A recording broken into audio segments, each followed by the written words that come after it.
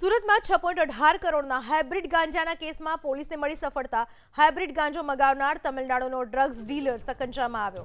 Crime બ્રાન્ચે ગાંજાના dealer થાગા ગડીની કરી ધરપકડ। કોપીરાઇટના ગુનામાં જેલમાં આવ્યા બાદ થાગાએ ડ્રગ્સ અને ગાંજો ઘુસાડવાનું કર્યું હતું શરૂ।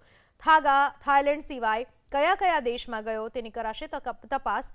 બેંકોકથી 6.18 કરોડનો હાઇબ્રિડ ગાંજો લવાયો હતો સુરત। મહિલા સહિત 2 પેડલર સુરત એરપોર્ટ પરથી ઝડપાયા હતા। તમિલનાડુથી ગાંજાની ડિલિવરી લેવા આવનાર પણ ઝડપાઈ ચૂક્યો છે।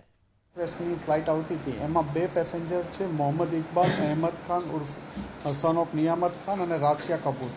આ બંને બેંકોકથી ડ્રગ્સ લઈને આવે છે હાઇબ્રિડ ગાંજો। એ ઇન્ફોર્મેશનના આધારે સુરત ક્રાઇમ બ્રાન્ચ દ્વારા એરપોર્ટ ઉપર આ બંનેને પકડી પાડવામાં આવ્યા હતા। આ બંનેની પકડી અને એમની પાસેથી એમનો લગેજ ચેક કરતાં એમની બેગમાંથી કન્સીલ કરેલું અંદાજે 17.5 કિલો જેટલું હાઇબ્રિડ વીડ મળી આવ્યું હતું, જેની માર્કેટ વેલ્યુ 6.18 કરોડ જેટલી થતી હતી।